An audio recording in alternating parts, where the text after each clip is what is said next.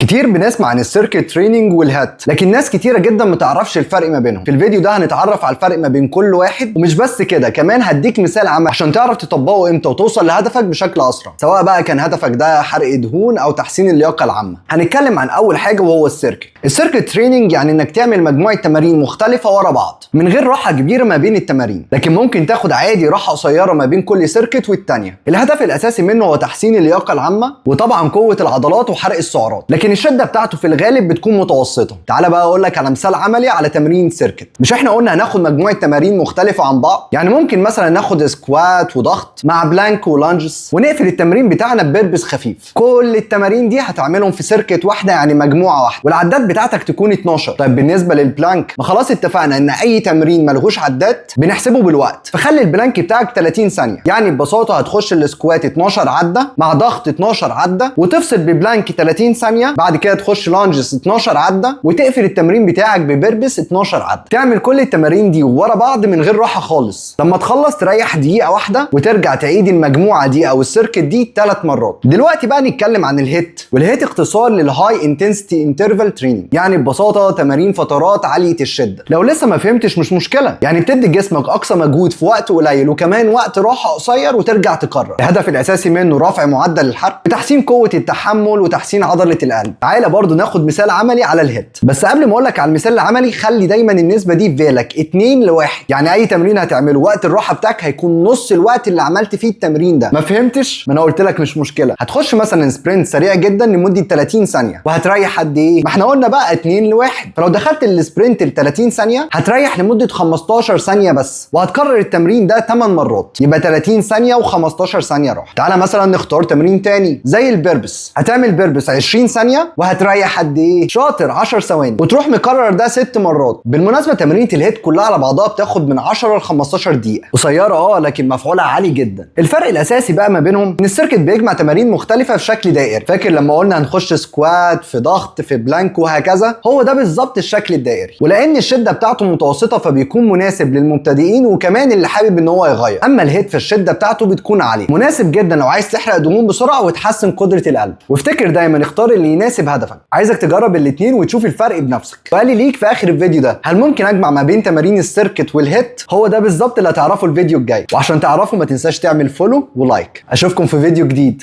مع السلامة.